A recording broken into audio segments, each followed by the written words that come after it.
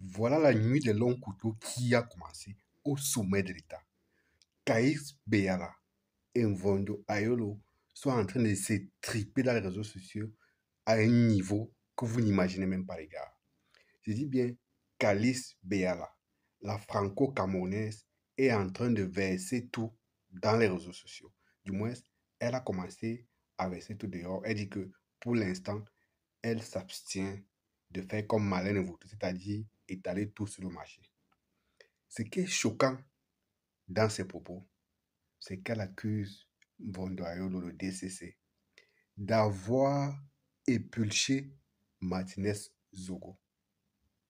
Bref, elle dit que comment est-ce qu'elle peut soutenir Vondoayolo alors que Vondoayolo aurait copiné avec Amogo Mbelinga pour faire ce que vous connaissez à Martinez Zogo.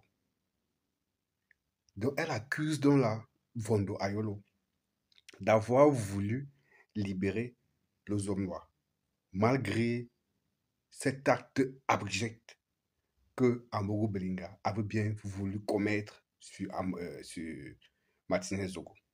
Et qu'à cause de ça, elle ne peut jamais soutenir Vondo Ayolo, ni le pouvoir qu'il soutient. Les amis, parce qu'elle a fait des révélations explosives. Elle est même allée jusqu'à dire que Vondoayolo a tenté de libérer les hommes noirs. Pourtant, il sait que les hommes noirs a épulché Martinez Zogo. Donc, elle est en train de nous donner une information exclusive. Elle dit que Vondoayolo est bien au courant et bien conscient que c'est les hommes noirs, c'est-à-dire Amogo Belinga, qui avait donc manœuvré pour finir avec Martinez Zogo et que les gars l'avaient épulché. Les amis, je ne vais pas trop parler, je vais vous laisser vous-même écouter les paroles de Kaïs Béala parce que ce sont les paroles, ce ne sont pas les écrits. Vous-même, je vais vous laisser écouter les paroles de Kaïs Béala. Vous allez vous faire votre propre opinion et vous allez me laisser votre avis en commentaire. Déjà, continuez à vous inscrire parce que la nuit de longs couteaux est en train de battre son plein et elle menace de tout verser sur la place publique comme Malène Mvoutou. Donc, on dit souvent que quand une femme te profère ce genre de menaces, il faut faire très attention parce que les secrets risquent d'être dehors à tout moment. Les amis, écoutez Kalis Beyala et partagez la vidéo, je vous en prie. Bonsoir Ayolo. Tu t'es essayé à un mauvais jeu. Je vais te dire quelque chose. Il y a au moins 3 semaines, 1 mois, je t'avais averti qu'il y avait cette affaire et que je t'ai écrit un SMS. Que comme d'habitude, tu penses que je ne dirais rien concernant cette affaire qui me venait du Cameroun et qui venait trouver tout le monde à Paris et ailleurs. Ok? Tu n'as pas réagi, tu as pensé que c'était, je ne sais pas. Bon. Maintenant que c'est officiel, tu dis quoi, Ayolo? Que je me suis accoquinée avec les Camtos ou les autres? Jamais. Je ne les connais même pas. Je suis à moi toute seule, Ayolo. Une opposante, quand je veux m'opposer, je n'ai pas besoin d'un coup de main qui me serait donné par X ou Y. Ok? Et je ne t'ai jamais cité dans mes papiers pour te laisser le loisir de t'en départir. Mais maintenant que tu envoies tes gars, comme la première fois quand tu as eu l'affaire Martinez Zogo, tu leur as fait dire que tu avais des sextapes qu'il y avait des sextapes de moi. Moi, Calixte Beyala, avec des sextapes. Tu me prends pour une de tes prostituées ou quoi? Hein? Tu me prends pour Mourté ou qui a l'air d'une folle sur des photos ou pour parce qu'elle boit du champagne ou pour Mouchili ou de tes maîtresses? Tu me prends donc pour qui? Et tu dis que tu veux dire que j'ai touché de l'argent et que maintenant je t'attaque parce que tu es monsieur propre. Ayolo. Ayolo. Je te demande de sortir les preuves. Et même, je sais que tu n'as aucune preuve de quoi que ce soit. C'est encore un de tes mensonges, je ne sais pas quoi dire. Mais ceci étant, on va régler définitivement la question d'argent. L'argent du Cameroun m'appartient, Ayolo. L'argent du Cameroun m'appartient en propre, parce que c'est l'argent de mes ancêtres. Comme cet argent appartient à chaque Camerounais. Il n'est pas l'argent des Antillais ou de Sarkozy et de tous ceux à qui tu donnes cet argent. Nous le méritons. Et d'autant plus qu'Alix Beyala qui a porté haut les couleurs du Cameroun. Je mérite des milliards et des milliards de ce pays. Et c'est normal, c'est l'argent de mes ancêtres. Je mérite d'être protégé par le Cameroun. Je mérite d'être logé par le Cameroun. Parce que c'est ainsi que font tous les grands pays du monde. Et tu te vantes comme quoi j'ai coupé les vivres, c'est pour ça parce que je suis monsieur propre. Ayolo, si c'est le cas, tu es monsieur méchant. Tu es monsieur sale. Tu es monsieur meurtrier. Tu es monsieur égoïste. Non, tu n'es pas monsieur propre, Ayolo. Tu n'es pas monsieur propre. Ah non. Le monsieur propre est équitable. Le monsieur propre est juste. Le monsieur propre est correct. Il n'affame pas les autres pour prendre tout l'argent et garder pour lui et pour sa famille. Non, Ayolo. L'argent du Cameroun appartient à nous tous et j'y ai droit, comme chaque Camerounais. L'argent du Cameroun n'est pas exclusivement réservé à toi, à ta famille, ou à tes copains, ou à tes autres ministres et à leur famille. Chacun d'entre nous a droit au bien-être du Cameroun. Tu t'entendais à ce que je me justifie comme que j'ai pas pris de l'argent? Même si ça avait été le cas, Ayolo, c'eût été extraordinaire que tu te réveilles un matin et tu dises, tiens, cette femme mérite cet argent. Parce que je le mérite.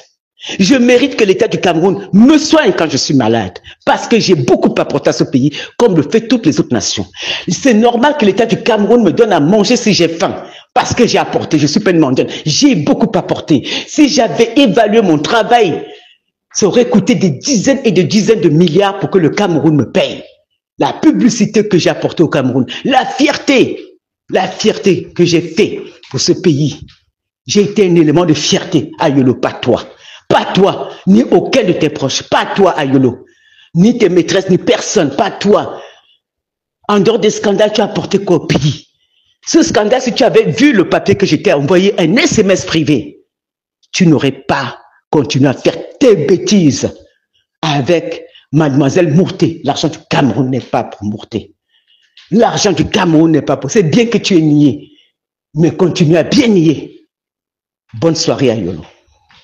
Et pour conclure, Ayolo, j'aimerais beaucoup que tu arrêtes tous tes mensonges me concernant. D'abord, tu as raconté que tu me connaissais depuis 30-40. Tu me connaissais où depuis 30-40 ans? J'étais mariée, Ayolo. J'étais mariée. J'ai eu des enfants. Je ne te connaissais pas. D'ailleurs, le seul noir qui a fait partie de ma vie une fois, c'est James Nobiono. C'est James, je ne l'ai jamais régné. Hein? C'était après mon divorce, d'ailleurs. Hein? Et je l'ai quitté. Et il peut te dire que oui, il me reproche jusqu'à aujourd'hui que je l'ai quitté à cause de Michel Drucker. Que toi, je t'aurais rencontré où et quand? Où et quand? Nos chemins ne s'étaient jamais croisés. Peut-être une fois quand j'étais à l'ambassade de faire un visa, je t'ai croisé. Je ne te connaissais pas. Tu parles de quoi, Yolo? Tu racontes des âneries pour un vieillard comme toi. Et après, tu dis, oui, et son ami à Yaoundé. Moi, j'ai une amie à Yaoundé. Moi, Calixte Beyala, j'ai une amie à Yaoundé. Je n'ai pas d'amis. Je n'ai déjà pas d'amis à Paris, c'est à Yaoundé que j'en aurais. Oui, je connais des personnes comme ça. Et je vais m'asseoir devant cette personne en disant, oh là là, vous m'avez vu, hein, je me vengeais d'Ayolo qui ne m'a pas donné d'argent. Mais vous êtes, mais quand tu veux même raconter, inventer une histoire, il faut quand même être un peu intelligent, hein, Ayolo. Tu es même bête, là. Hein? Sois au moins cohérent, mais même le nom de l'ami, parce que moi, je peux te dire, Ayolo, que tu as envoyé auprès de moi, il y a quelques mois à peine, depuis que je suis à Paris, un ami à toi que je ne connais pas, qui s'appelle Joseph Ngomo. Je dis le nom, ton ami s'appelle Joseph Ngomo, tu l'as envoyé pour que je me rabiboche avec toi. J'ai refusé. J'ai refusé. Joseph Ngomo, je ne l'ai jamais vu, je ne sais pas qui c'est, mais je te donne le nom. Et tu vas nier? Hein? Il faut par moment être un peu responsable, Samuel Mondayolo. Et arrêter de raconter des âneries. Tu m'as même offert un seul billet d'avion, de quel argent tu parles?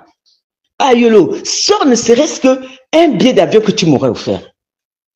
Tu n'as même pas pitié de monsieur propre, monsieur pourriture, oui. Hein?